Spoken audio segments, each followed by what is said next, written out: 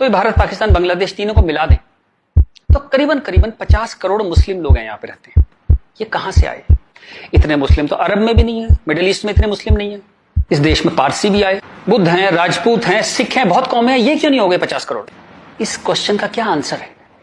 फिर एक दलाल टाइप के जो लोग हैं उन्होंने एक नया नैरेटिव स्टार्ट किया। ये पिछले 25-30 साल से ज्यादा जोर पकड़ा इस नैरेटिव ने, 20-25 साल से, कि ये प्यार से कन्वर्ट हो गए। ये हिंदू ही थे, प्यार से कन्वर्ट हो गए। वेरी गुड, वाह। ये कहा गया सूफी संत आते थे, दरवेश फकीर वकीर आते थे और लोग प्यार से कन्वर्ट हो गए। मैं आपको एक एग्जांपल देता हूं। जैसे हमारा एक बहुत बड़ा देश था, ऐसे एक बहुत बड़ा देश था पर्शिया। वहां पारसी रहते थे और वो कलाओं में, ट्रेड में, एजुकेशन में बहुत ऊपर देश था। उसकी वो पूरी सिविलाइजेशन बहुत हाई पे थी।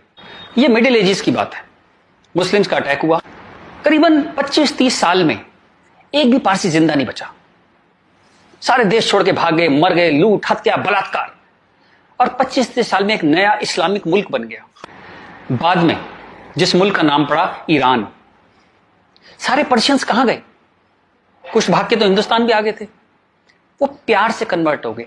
ऐसा प्यार इस दुनिया ने कई बार देखा है। अफ्रीका में, एशिया में ऐसा प्यार 25-30 कंट्रीज ने बर्दाश्त किया है और वो 25-30 कंट्री टोटल इस्लामिक बन गए। और लेटेस्ट कश्मीर, जब वहां से 3 लाख 4 लाख हिंदू भगाए गए तो वो प्यार से भागे वहां से और पूरा कश्मीर इस्लामिक हो गया। Make no mistake, it's a caliphate. जो बगदादी करता है खलीफा जो अपना साम्राज्य बनाता है जहां सिर्फ मुस्लिम होते हैं और अगर गैर मुस्लिम है तो उन्हें डिम्मी बन के रहना पड़ेगा, खत्म होकर रहना पड़ेगा। वो कैलिफेट है इस्लाम की। इस वक्त कश्मीर में, हिंदुस्तान में कैलिफेट है। 1921 में मालाबार में दंगा हुआ था, वहां भी कैलिफेट बनाने की कोशिश की गई थी। कुछ 50,000 या 1 लाख हिंदुओं को बाहर निकाल दिया था वहां से, फोर्स्ड कन्वर्जन किया था। तो तब नहीं बना पाए, लेकिन आज कश्मीर में कैलिफेट है। ध्यान रखिएगा, ये आपकी गुलदस्ता और कश्मीरियत, जमहूरियत, इंसानियत सबके बीच में एक कैलिफेट बन गई। लेकिन आप कहते हैं कुछ हुआ ही नहीं है। और जब ये 3-4 लाख हिंदू वहां से भगाए गए 1 महीने के अंदर, तब कॉन्स्टिट्यूशन सो रहा था, इंटेलेक्चुअल सेमिनार कर रहे थे, गंगा जमनी तहजीब पे सेमिनार कर रहे थे और इस तरह की तमाम रोजा इफ्तार की दावतें चल रही थी। Happy, everybody was happy. और जो पूरी तरह इस्लामिक नहीं बना, उसके टुकड़े हुए, जैसे हिंदुस्तान के टुकड़े हुए, सूडान के टुकड़े हुए, और आपकी और हमारी जिंदगी में, हमारे लाइफ टाइम में स्वीडन के टुकड़े होंगे। आज से 15-20 साल के अंदर स्वीडन टूट जाएगा। ये एक प्रोसेस है जो पूरी दुनिया में चल रहा है। आप या तो बहुत भोले हैं, देखते ही नहीं, या आप इतने मूर्ख हैं कि दुनिया में क्या हो रहा है आपने कभी देखा ही नहीं, या आप झूठे हैं, या आप दलाल हैं। अगर आप इस पूरे प्रोसेस को मना करते हैं कि नहीं नहीं ऐसा कुछ नहीं था, यहां तो बड़ी गंगा जमनी तहजीब थी, आप इन सब में से एक है, या हो सकता है सब कुछ हो। चलिए मैं आपके साथ एक एक्सरसाइज करता हूं। आपके एक दादा होंगे, एक दादा परिवार है, दादा, चाचा, ताऊ, बुआ, फूफा, उधर के उनके बच्चे, सब एक पूरी फैमिली ट्री वो है। एक नाना की तरफ से है, तो एक आदमी करीबन ऐसे 10-15 परिवार उसके आसपास होते हैं। इसके बाद आप कॉलेज, आपका कॉलेज, स्कूल कॉलेज, जहां 50-100 स्टूडेंट हैं, जिसमें कुछ दोस्त हैं जो आपके साथ ट्रेवल करते हैं जिंदगी भर। फिर आपका मोहल्ला, आपकी कॉलोनी, वहां भी आप 10-20 परिवारों को जानते हैं। यूं कहें एक आदमी मोटा मोटा 700-800 1000 लोगों की खबर उसको होती है, डायरेक्ट खबर, चाहे मिले ना कि कोई बहुत दूर रहता है, लेकिन हाँ पता लगता है उसकी शादी हो गई, उसके बच्चा हो गया, डेथ हो गई, कुछ बहुत अच्छा हो गया, बहुत बुरा हो गया, खबर आ जाती है कहीं ना कहीं से। अब मैं आपसे एक्सरसाइज करता हूं, पिछले 20-30-50 साल में ये इन 1000 लोगों में से कितने लोग मुस्लिम बने, कितने लोग कन्वर्ट हुए? आंसर मिलेगा 0। क्या हुआ?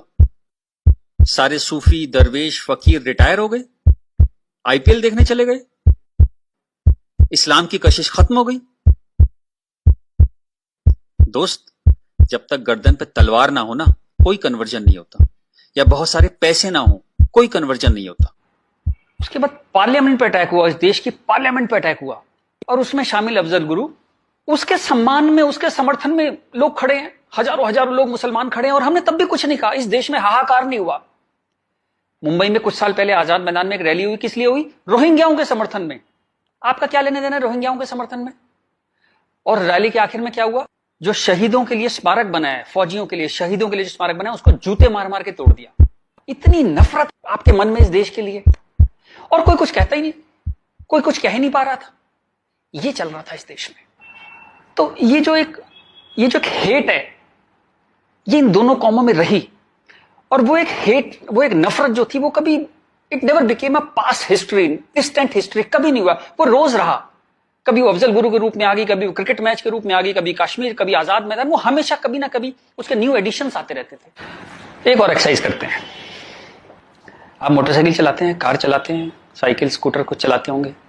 जब भी आप सड़क में जाते हैं तो थोड़ा संभल के चलते हैं। लेकिन आपके शहर के जो मुस्लिम एरिया है, जब उसमें आप जाते हैं तो कुछ एक्स्ट्रा संभल के चलते हैं कि नहीं? एक्स्ट्रा संभल के, कि अगर यहां लग गई तो एक्स्ट्रा पिटाई होगी।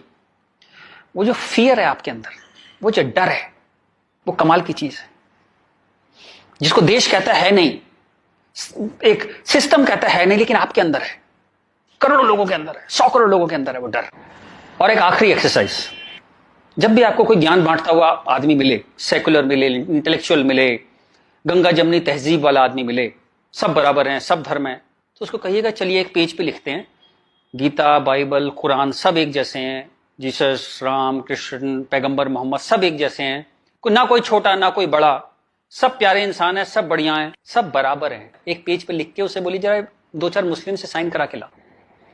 ऐसी ची की आवाज आएगी उस इंटेलेक्चुअल की, आपके पास जिंदगी में दोबारा नहीं आएगा। वो एक मुसलमान के साइन नहीं करा सकता इस बात पे। ये सारा ड्रामा हमारे लिए है ये। तो